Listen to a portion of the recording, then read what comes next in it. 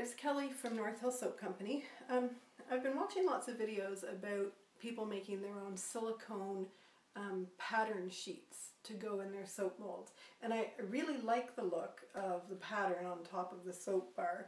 And I've used this kind of, the Wilton fondant texture mats in my Brambleberry 5-pound log molds, just go in the bottom like that, and I really like the way that that turns out, but it's fairly limited then in what kind of pattern I can have inside my soap mold. So I was thinking, I find silicone, first of all, I don't really like working with it. I find it really messy and globby and just painful, so I was trying to find another alternative, something that was easier to come by as well and less expensive. So what I'm working on now is Sculpey texture mats, or oven-baked clay. I'm sure it would work fine, I just happen to have Sculpey. This is one that I made a while back with an olive pattern. So I rolled out my Sculpey to that's about maybe a 1/4 inch thick, which was excessive. It doesn't need to be that thick. And then I used a stamp and stamped all over it. I had a little olive stamp. And then after I stamped it, I chopped it and baked it, and the last time I used it, I put it on top of the soap this way rather than underneath. And it turned out fine, actually. I didn't need to oil it or anything. It peeled right off the soap beautifully. The only drawback to it was that the olives this way are raised out of the soap, sticking up, because the mold is going in. And I want the olives on the soap to go into the soap rather than stick up out of the soap. So what I need to do is make another, I'm going to make another texture mat using this as the negative. So this is my original that I made, that I'm using as a negative. And there's my conditioned Sculpey going on top.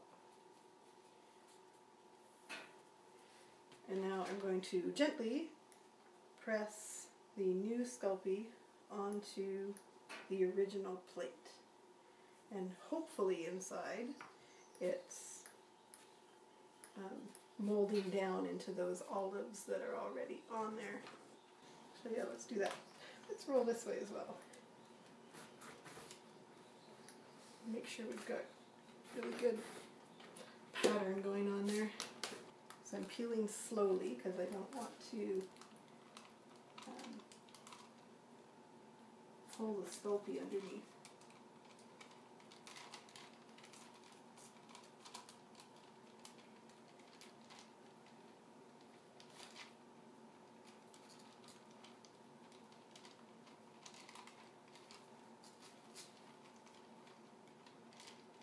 And I don't want to put my fingers in there either because I don't want fingerprints on the Sculpey. Sculpey tends to take pattern really well, which is good and bad. Okay, I'm actually going to put it back down because I'm seeing a piece on the end there that's not quite as patterned as I would like. So hopefully I haven't moved it too much. Let's find out if I moved it. Okay. Still a spot there that's not as olivey as I would like, but it's alright. And then I'm going to trim it according to this, using this silicone as a pattern. Show it to you when I make soap with it later this afternoon. Thanks. The second texture plate I want to make is from a mold that I got, I think it was from Voyager Soap Supplies, but I know you can get it all over the place. It's with these bumblebees, and again, I don't know if you can see that, with bumblebees in a hive, and I love this pattern, and I love this mold, and as you can see, I already chopped it up to try and use the plastic, because I want to make log molds. I don't want to make slab molds. So I was trying to, you know, fix it up so it would work for me. And it didn't work like this because the soap would just seep underneath inside my log mold, made a mess, it was horrible. I tried making a silicone mold of the bees with, this is that kneadable silicone, that's hard instead of a liquid silicone, and I just didn't find there was enough working time. It set up before I could get the pattern neatly in there, and it's also very expensive, you know. So for this was all that came in the package that I bought, and I'm sure it was $10 or $15, and now it's useless. So I don't want to do that again. So I'm going to try it with the Sculpey and see what happens. And I have my my bees already here, so I'm just going to press them. And I thought maybe I would do it the other way and drape the Sculpey over top and press it in, but I want the bottom to be very smooth so that there's as little opportunity as possible for the soap to get underneath the plate. So I'm going to try it this way first and see if I can press the bees into the Sculpey enough. Alright, let's try that.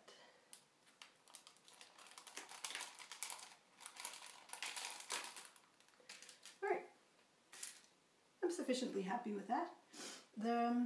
I would say there's maybe not quite as much detail in the wings with the veining as there was in the original plastic mold. And, you know, by all means, rather than doing this, just go and buy these molds. I'm not advocating trying to steal anybody else's designs. It's just they don't work when I'm trying to make it in a loaf. So, okay, yeah, the Sculpey comes out really nice and shiny. It takes a really nice impression, as does any oven baked clay, I'm sure. I don't work for Sculpey. Now, I want to choose the best section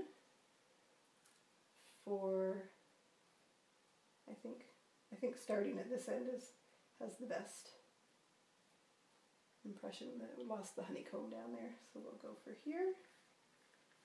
And I noticed on the one that I baked with the olives, I didn't get a very clean cut along the edges, so I'm going to have to go back and tidy it, so I'll try and do a better job on this one. Alright, so same thing now. I'm going to bake this texture plate. Alright, well here's something interesting that I didn't anticipate. The Sculpey shrank when I baked it. Not side to side particularly, but end to end, which it was a longer run, I guess, so maybe I'm just seeing it more. But let's see if you can see that. See where I cut? There, see it that way. See how much it shrank? So now it doesn't fit my mold anymore. So now I'm going to have to make another one. So let's try it again. This time I've made it a little bit wider than my original and longer at this end, and we'll see how that comes out.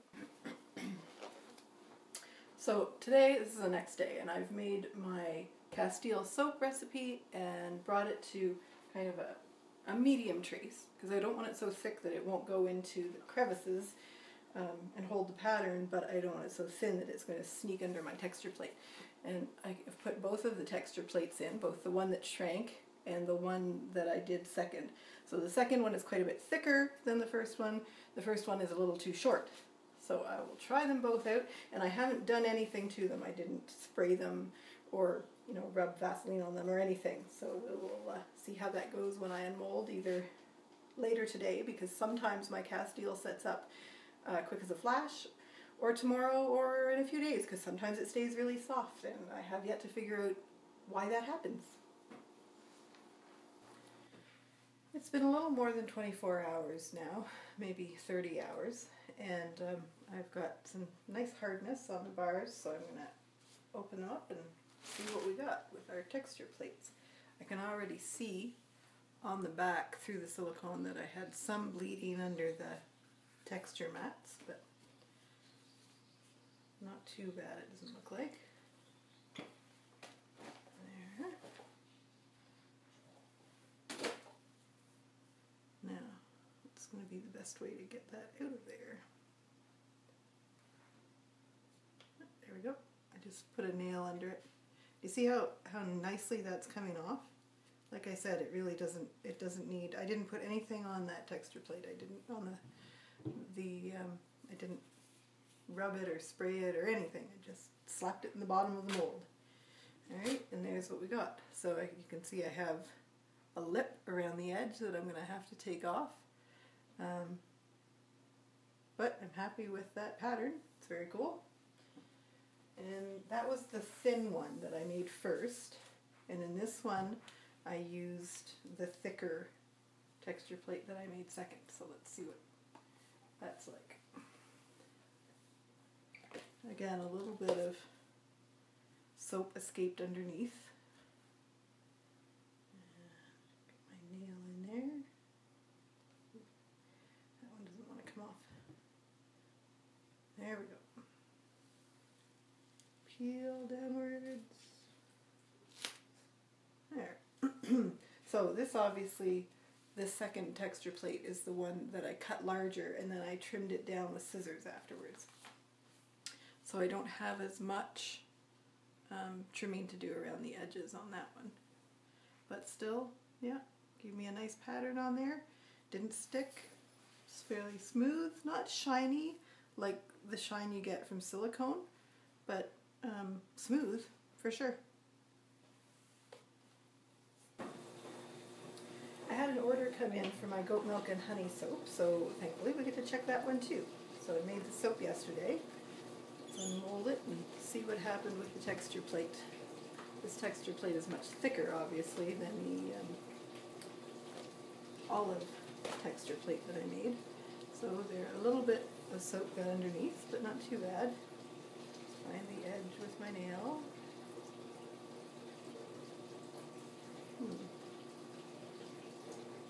This one doesn't want to come out as easily as the other one, but I imagine it won't peel as easily because it's quite thick, so it won't want to bend. There we go, I got it. Let's see, you can see. And there we go. Once again, it doesn't stick at all. Let's see if you can see all of that. You see the texture on there. So I'm pretty happy with that. Just to sum up, because this will be the end of the video, I would say make the texture plates as thin as you can, but don't compromise on the depth of your image because you get a better impression that way. And don't forget that it seems to shrink a little bit, or at least this is original Sculpey is what I'm using, which is just the cheapest Sculpey you can get. And it did shrink in the oven, and a lot more than the 2% that they advertise. So it was easy to cut with scissors, although it left not so smooth an edge as I would like. So I would try next time with an X-Acto knife and see if that cleans up the edge and leaves a smoother finish than what the scissors did. But it certainly was easily trimmable, so I would make it larger than what you need, cook it, and then trim it down to size. And that should take care of the shrinking problem. So I want to see the videos, so everybody else try this and we'll all learn from each other and put up a video or link to pictures or something so we can all learn from each other. Alright, have a great day. Thanks for watching. Enjoy!